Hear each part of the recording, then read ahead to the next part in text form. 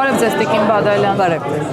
Ավարտվեց 2025 թվականը։ Տիկին Բադալյան, ներքաղաքական եւ արտաքին քաղաքական առումով 2025 թվականը ինչպես կբնորոշեք։ Կամ 3 իրադարձություն, որոնք կառանձնացնեք 2025 թվականի համար։ Շնորհակալություն։ Այո, 2025 թվականը շատ կարևոր տարի էր Հայաստանի Հանրապետության պատմության մեջ առհասարակ, եւ եթե ես առանձնացնեմ 3 գլխավոր իրադարձությունները, ապա դրանցից մեկը կլինի դերևս ամենածանր հանցագործությունների, այդ թվում նաև ահաբեկչության կանխարգելումը, որը կարողացավ պետությունը իրականացնել, որը կարող էր շատ ողբերգական հետևանքներ ունենալ թե մեր պետականության համար, թե նաև մեր շատ հայրենակիցների կյանքում։ Ամենագլխավոր իրադարձությունը, որ ես կառանձնացնեի 2025 թվականին, դա օգոստոսի 8-ին կնքված նախաստորագրված խաղաղության պայմանագիրն էր եւ այն համագործակցությունները միջազգային, որոնք ել ավելի խորացան, որոնց համար սկիզբ դրվեցին եւ կարծում եմ, որ 2025 թվականի օգոստոսի 8-ը ընդհանրապես հայ ժողովրդի պատմության մեջ շատ երկար է հիշվելու։ Եվ երրորդ գլխավոր իրադարձությունը, որ ես կարող եմ առանձնացնել 2025 թվականին, դա առողջության ապահովագրության մասին օրենքի ընդունումն էր, որը եւս էականորեն թեթևացնելու է մեր հայրենակիցների կյանքը եւ բժշկական ծառայությունները դարձնելու է շատ շատերի համար ել ավելի հասանելի, մատչելի եւ նաեւ ունենալու է հետագայում տնտեսական էֆեկտ եւ նաեւ իր հետևից բերելու է բազմաթիվ դրական, այսպես երևույթներ եւ արդյունքներ։ Տիկին Բադալյան, ձեր դիտարկմամբ 2026 թվականն ինչպիսի տարի կլինի, նկատի ունենանք, որ այն ընտրական տարի է, 2026 թվականի հունիսին սպասվում են խորհրդարանական ընտրություններ։ Քաղաքացիական պայմանագիր կուսակցության շանսերն ինչպես եք գնահատում։ 2026 թվականը եւս իրադարձություններով եւ շատ կարեւոր իրադարձություններով հարուստ տարի է լինելու։ Նախ 2026 թվականին բացի հերթական խորհրդարանական ընտրությունները, նաեւ տեղի են ունենալու մի շարք մեծ միջոցառումներ Հայաստանի Հանրապետությունում, միջազգային մեծ միջոցառումներ, քաղաքական շատ կարեւոր նշանակություն ունեցող եւ ես վստահ եմ, որ Հայաստանի Հանրապետությունը պատվով ընդունելու է եւ ճանապարհելու է իր միջազգային գործընկերներին եւ դա ունենալու է իհարկե դրական արդյունքներ նաեւ մեր արտաքին քաղաքականության ասպարեզում, ինչ վերաբերում է խորհրդարանական ընտրություններին, ապա կարծում եմ Հայաստանի Հանրապետության յուրաքանչյուր քաղաքացի պիտի գիտակցի, որ բոլոր խորհրդարանական ընտրություններն են շատ կարևոր եւ որոշիչ, բայց հատկապես 2026 թվականի խորհրդարանական ընտրություններով որոշվելու է Հայաստանի Հանրապետության ապագան։ Հայաստանի Հանրապետության քաղաքացին որոշելու է ինչպիսի կյանք է ուզում իր եւ իր սերունդների համար։ Մշտական տուրբուլենտության, մշտական ցնցումների, պատերազմի վտանգի, տարբեր լարվածությունների եւ կախվածությունների փուլը շարունակելու ենք, թե մենք այդպիսով վերջ ենք դնելու վերջնականապես եւ Հայաստանի Հանրապետությունը ընտրելու է այն խաղաղ եւ այն ավելի լայն եւ ընդարձակ ուղին, որով որ շարժվելու է առաջ եւ ունենալու է բարեկեցիկ ապագա։ Ենթադրում եմ, որ քաղաքացիական պայմանագրի թիվ 1 օրակարգը լինելու է խաղաղության օրակարգը։ Իհարկե, քաղաքացիական պայմանագիր կուսակցության նաև նախորդ օրակարգն էր խաղաղության օրակարգը եւ մենք 5 տարվա ընթացքում կարողացանք նաև մեր ժողովրդին ցույց տալ, որ մենք ի վիճակի ենք դա անել, որովհետեւ 2021 թվականին հատկապես պատերազմից հետո, երբ շատ ամբիցիոզ հնչեց այդ խաղաղության օրակարգը, այսօր արդեն բոլորը տեսնում են, որ մենք էական քայլեր ենք կատարել եւ 2026 թվականից հետո դա վերջնական դարձնելու ենք իրականություն եւ կարծում եմ, որ արդեն թերահավատություն այդ աստիճանի էլ գոյություն չունի։ Մեր շանսերը գնահատում են բավականին բարձր, որովհետև վստահ եմ, որ կոնսենսուս կա խաղաղության շուրջ Հայաստանի Հանրապետության քաղաքացու հետ։ Թույլ տվեք հարցնել այդ դեպքում ընդդիմությունը, մասնավորապես նաև խորհրդարանական, ինչ օրակարգով է մասնակցելու ընտրություններին, հայ ժողովրդին ինչ է առաջարկելու, որը կլինի ռեալ այլընտրանք ԿՊ-ի առաջարկած օրակարգին։ Եթե թե խորհրդարանական եւ թե արտախորհրդարանական ընդդիմությունը վերջնական եւ ճշգրիտ չձևակերպի իր օրակարգը, ապա կարծում եմ այն ենթադրությունները, որոնք այս ընթացքում կան, էլ ավելի կխորանան մեր բոլոր քաղաքացիների մոտ եւ դա իհարկե նաեւ հուսով եմ, որ կունենա իր հետևանքները։ Իսկ եթե հստակ ձևակերպի, բնականաբար իրենց օրակարգը էականորեն տարբերվելու է մերինից, ինչպես որ մենք կարողանում ենք ընթացքում, լսելով տարբեր հարցազրույցներ, տարբեր ընդդիմադիր քաղաքական գործիչների ելույթներ, հասկանալ եւ փորձել վերհանել ենթատեքստերն ու հասկանալ, որ էականորեն տարբերվում է քաղաքացիական պայմանագիր կուսակցության օրակարգից եւ ես լիահույս եմ, որ Հայաստանի Հանրապետության քաղաքացին ընտրելու է հենց խաղաղության օրակարգը եւ 2026-ին մենք նաեւ շատ կարեւոր բաներ ունենք անելու, իհարկե վիզաների ազատականացման հարցն է, որը ել ավելի շոշափելու է դառնալու 2026 թվականին եւ դրան հաջորդող տարվա մեջ կամ գուցե եւ 26-ի ընթացքում այն արդեն կլինի իրականություն եւ մի շարք խոստումներ, որոնք մենք տվել ենք, մի շարք ուղղություններ, որոնցով ընթանում ենք, ես վստահ եմ, որ 2026-27 թվականներին դրանք լինելու են շոշափելի յուրաքանչյուր քաղաքացու կյանքում։ Այդուհանդերձ ընդդիմության օրակարգին վերադառնալով ըստ ձեզ նրանք փորձելու են խաղարկել օրինակ Ղարաբաղի կորստի, Ղարաբաղի վերադարձի, Ղարաբաղ վերադարձի թեման եւ այսպիսով ընտրազանգված կետերացնել իրեն շուրջ, որովհետեւ ձեզ ուղղված գլխավոր մեղադրանքը 2026 թվականի խորհրդարանական ընտրություններին լինելու է հենց այս թեմատիկան։ Միանշանակ հենց դրանք է լինելու ընդդիմության օրակարգը, պարզապես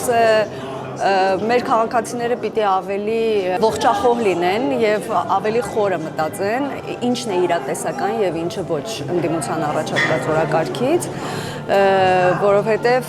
այս պահին ինչու մեր օրակարգում չկա, որովհետեւ մենք պակաս մտահոգ չենք ոչ մեր հայրենակիցների, ոչ Արցախից բռնի տեղահանվածների որևէ մեկի նկատմամբ պակաս մտահոգ չենք, բայց մենք շատ ռեալ դատում ենք եւ ռեալ փորձում ենք համադրել խաղաղության օրակարգը այլ հարցերի հետ, իհարկե ամանորյա այս գեղեցիկ մթնոլորտում ավելի այսպես քաղաքական խորհրդելուծություններ անելու կարիքը չեմ տեսնում, կարծում եմ 26 թվականին մենք դեռ կհանդիպենք եւ ավելի մանրամասն կփորձենք հասկանալ, թե ինչի դիմաց մենք ինչ ստիպված կլինենք զիջել իրականում, չնայած որ ընդդիմությունը ամբողջ 25 թվականին մեզ մեղադրում էր զիջումների մեջ, բայց եթե մենք շատ ռեալ փորձենք դատել, որևէ բան Հայաստանի Հանրապետությունը չի զիջել։ Հայաստանի Հանրապետությունը փորձում է իր քաղաքացու համար շահել։ Այնպես որ այդ օրակարգերը արդեն հնացած օրակարգեր են եւ կարծում եմ, որ մեր ժողովուրդը դա հրաշալի գիտակցում է, հրաշալի տեսնում է եւ հրաշալի տեսնում է նաեւ իր ապագան խաղաղ պայմաններում, բարեկեցիկ պայմաններում եւ ես կարծում եմ, որ նաեւ 2026 թվականին մենք կարողանանք արդեն շոշափելի հողի վրա իրագործել խաղաղության խաչմերուկ մեր երազանքը, որը դարձավ նախագիծ եւ որն էլ դարձավ իրականություն եւ կարծում եմ, որ տնտեսական էֆեկտները քաղաքացիները իրենց մաշկի վրա զգալով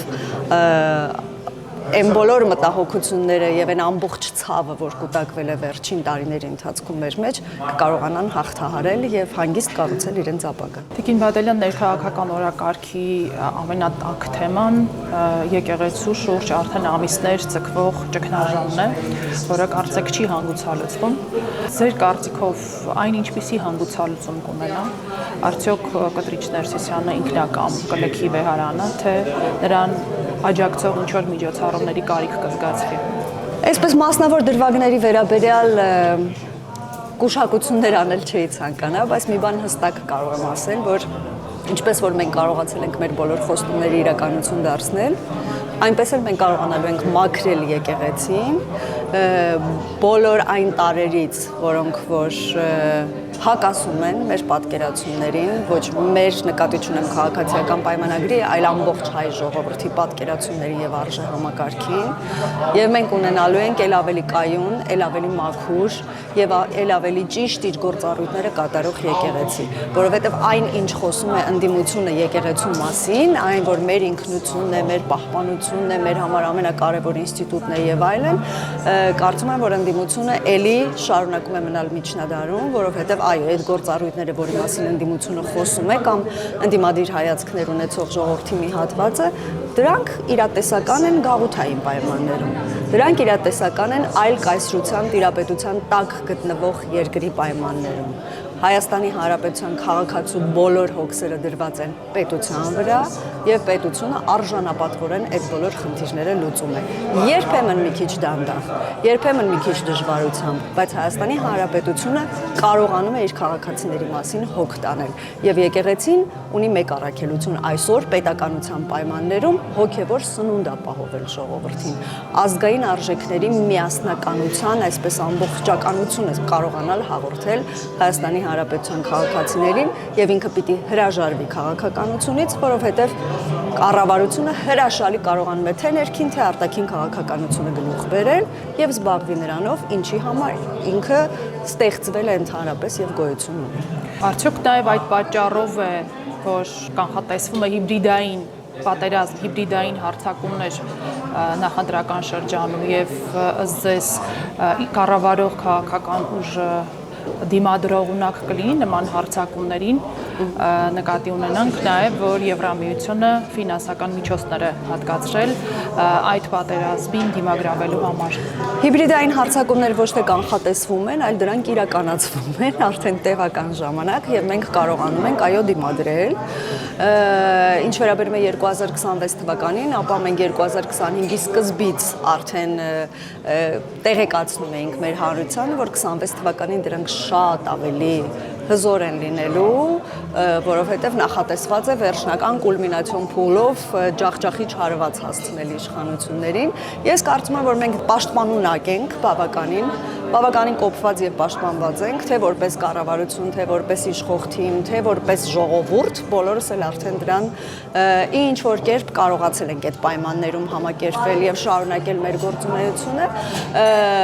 բայց իհարկե կանխատեսվող սպասվելիք ծանր հարվածներին դիմակայելու համար մեզ բնականաբար պետք է նաև մեր միջազգային գործընկերների աջակցությունը, որովհետև նաև Մոլդովայի փորձը ցույց տվեց, որ այո, արդեն փորձված, արդեն այդ գործիքակազմի դեմ հակառակ գործիքներ ունենալով դու կարողանում ես քո երկրի պետականությունը պահպանել եւ մենք չենք հրաժարվել այդ օգնությունից եւ կարծում եմ թեկուզ դժվարությամբ, բայց մենք հաղթահարելու ենք նաեւ այս փուլը։ Իսկ ինչ կմաղթեք հայ ժողովրդի 2026 թվականի համար։ Ամենակարևոր մաղթանքը, որ վստահ եմ բոլորի տոնական սեղանների շուրջ հնչում են, ամենակարևոր մաղթանքը խաղաղությունն է,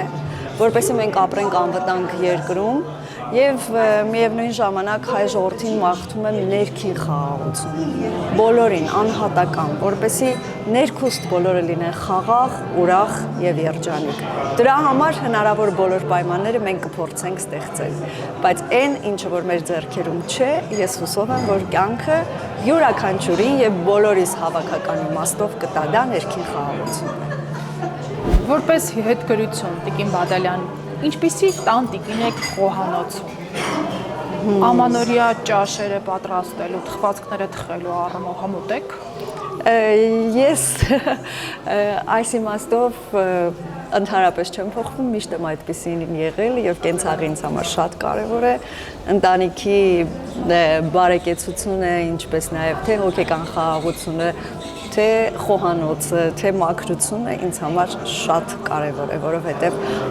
շատ կարևոր է թե ինչ միջավայրում են մեծանում երեխաները եւ դրանով կանխորոշվում է թե ինչպիսի մարդիկ են իրենք դառնալու։ Եվ հետեւաբար ես երբեք ջանք չեմ խնայել, հատկապես իմ ընտանիքի բոլոր անդամները սիրում են շատ համեղ ուտել եւ ես տարիների ընթացքում իհարկե սովորել եմ այդ ամենը հրաշալի կատարել։ Այնպես որ որպես կին ես իմ պարտականությունները կատարում եմ հրաշալի։ Այս տարի ինչ համադամ կերակուրով եք զարմացնելու ընտանիքի անդամներին, երեխաներին։ Կարծում եմ առանձնապես մեծ շեղում չի լինի ավանդական կերակրատեսակներից, որոնք բոլորը շատ սիրում են եւ անհամբերությամբ սպասում են տոնական այս միջոցառումներին, որպեսզի այդ ուտեստները դրված լինեն սեղանին, նրբաբլիթները, հայկական ավանդական տոլման,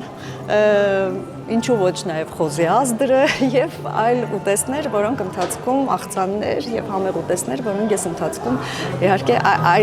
մնացածի մեջ փորձում եմ ստեղծագործել, իսկ այն ավանդական ուտեստները պարտադիր են։ Թխվածքների գծով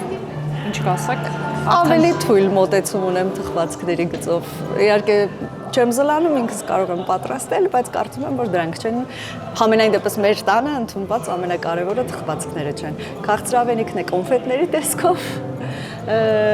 եւ Մի խոսքով կարևորը լավ տրամադրությունն է, որ ու խաղաղությունը տանը, որը դու պիտի կարողանաս որպես կին, որպես անօջախը պահող, ամենակարևոր բանը, որ պիտի կարողանա կինը